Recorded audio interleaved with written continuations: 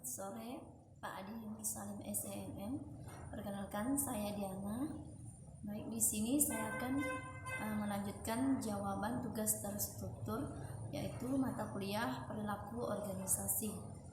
Berhubungan dengan kapasitas penyimpanan file terbatas, jadi saya mengerjakan tugas tersebut dengan cara membuat video lebih dari satu. Baik, di sini saya akan melanjutkan jawaban nomor 7, yaitu faktor yang mempengaruhi suasana hati. Faktor yang mempengaruhi suasana hati yang ketiga adalah cuaca. Merasa sedih ketika hujan itu bukan sepenuhnya salah kamu.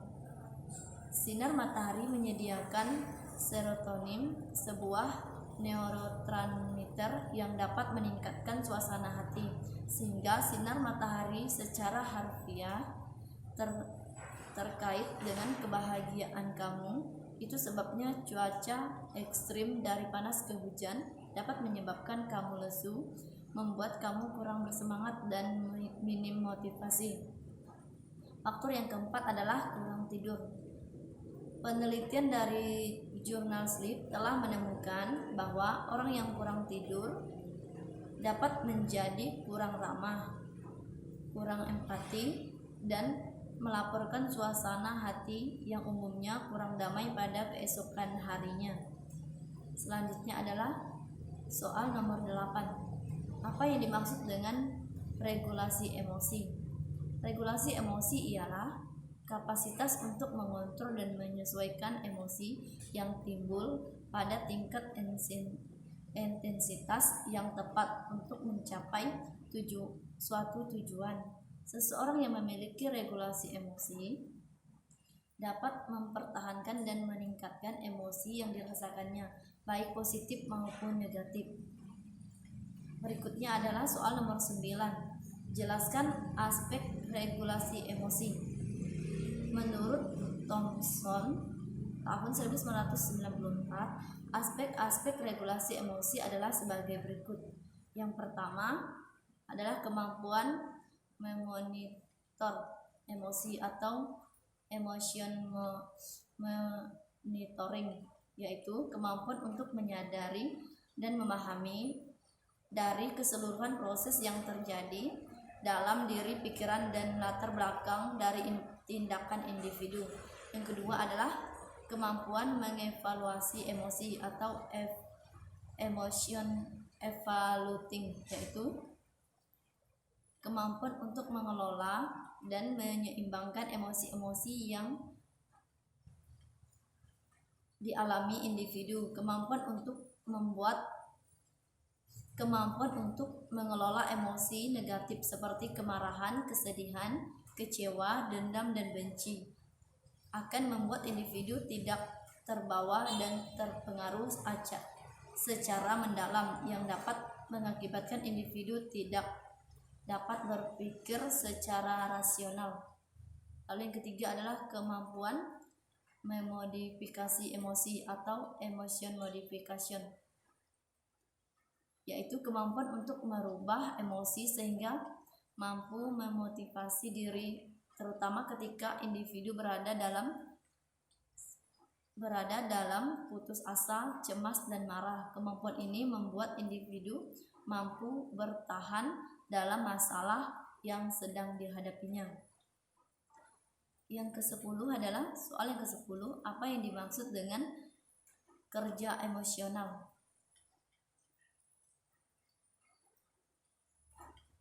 Kerja emosional adalah situasi saat seorang karyawan mengekspresikan emosi-emosi yang diinginkan secara organisasional selama transaksi antar personal di tempat kerja.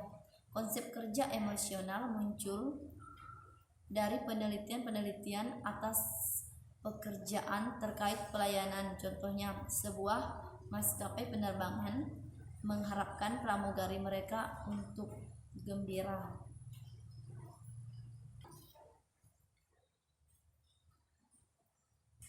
Berikutnya adalah pertanyaan soal di nomor 11. Apa yang dimaksud dengan emosi yang dirasakan dan emosi yang ditampakkan? Jawabannya, emosi yang dirasakan hanya terdiam dan dirasakan di dalam hati, tapi berakibat dengki. Sementara emosi yang ditampilkan yaitu seluruh amarah yang ia diamkan, ia keluarkan, sehingga muncul amarah yang tinggi berakibat perkelahian. Selanjutnya saya akan menjawab soal nomor 12. Apa yang dimaksud dengan kecerdasan emosional?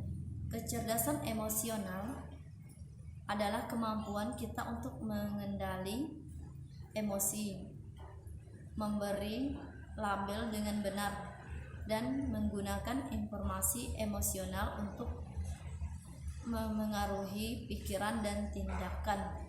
Kecerdasan emosional memberi kita cara yang sangat jelas untuk memahami siapa kita dalam dunia ini. Berikutnya adalah soal nomor 13. Jelaskan faktor-faktor yang mempengaruhi kecerdasan emosional. Faktor yang mempengaruhi kecerdasan emosional ada dua, yaitu faktor internal dan faktor eksternal. Faktor internal yaitu faktor dari dalam diri seseorang. Di antaranya ada hereditas, ada agama. Ada hereditas dan agama. Penjelasannya, hereditas merupakan faktor pembawaan atau bakat, dan hereditas masuk dalam kategori faktor internal yang mempengaruhi kecerdasan emosional seseorang. Sejak lahir, manusia memiliki bakat dan potensi-potensi yang akan mempengaruhi kehidupannya. Selanjutnya adalah agama.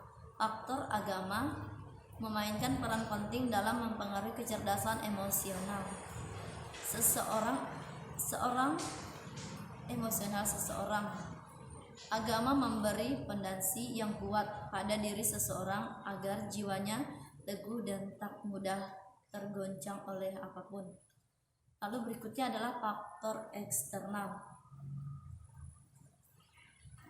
Faktor eksternal ini merupakan faktor yang mempengaruhi kecerdasan emosional seseorang yang berasal dari luar. Faktor-faktor eksternal diantaranya ada lingkungan keluarga, ada lingkungan sosial, dan lingkungan masyarakat.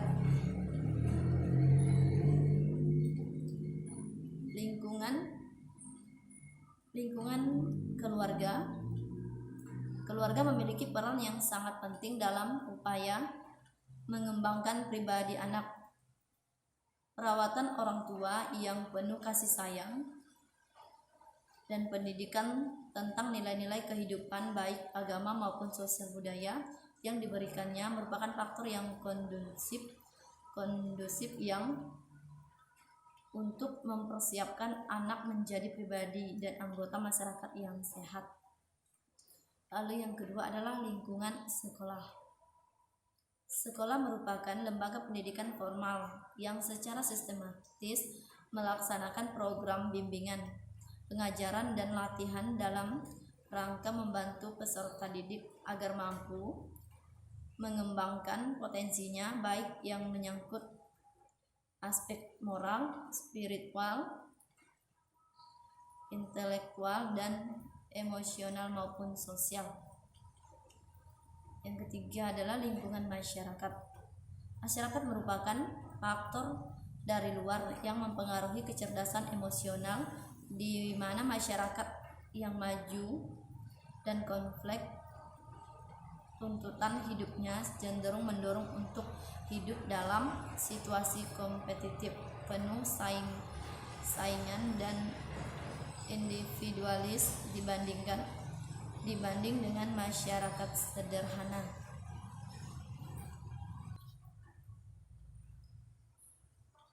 Yang terakhir adalah soal nomor 14. Sebutkan dan jelaskan 5 dimensi kecerdasan emosional. Menurut Daniel Goleman, terdapat 5 dimensi EQ, yaitu yang pertama, self-awareness, artinya mengetahui keadaan dalam diri, hal-hal yang lebih disukai, dan intuisi. Kompetensi dalam dimensi pertama adalah mengenali emosi sendiri, mempengaruhi kekuatan dan keterbatasan diri, dan keyakinan akan kemampuan sendiri. Yang kedua adalah self-regulation, artinya mengelola keadaan dalam diri dan sumber daya diri sendiri. Kompetensi dimensi kedua ini adalah menahan emosi dan dorongan negatif, menjaga norma kejujuran dan integritas, bertanggung jawab atas kinerja pribadi, luwes terhadap perubahan, dan terbuka terhadap ide-ide serta informasi baru. Yang ketiga adalah motivation, artinya dorongan yang membimbing atau membantu peralihan sasaran atau tujuan. Kompetensi dimensi ketiga adalah dorongan untuk menjadi lebih baik, menyesuaikan dengan sasaran kelompok atau organisasi. Kesiapan untuk memanfaatkan kesempatan dan kegigihan dalam memperjuangkan kegagalan dan hambatan. Yang selanjutnya adalah empati, yaitu kesadaran akan perasaan, kepentingan, dan keprihatinan orang. Dimensi keempat terdiri dari kompetensi understanding, outreach, developing outreach, customer service, menciptakan kesempatan-kesempatan melalui pergaulan dengan berbagai macam orang, membaca hubungan antar keadaan emosi dan kekuatan hubungan suatu kelompok.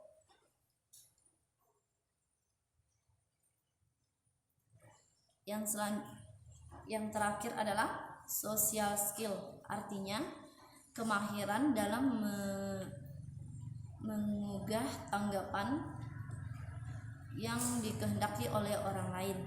Di antaranya adalah kemampuan persuasi, mendengar dengan terbuka dan memberi pesan yang jelas, kemampuan menyelesaikan pendapat, semangat leadership,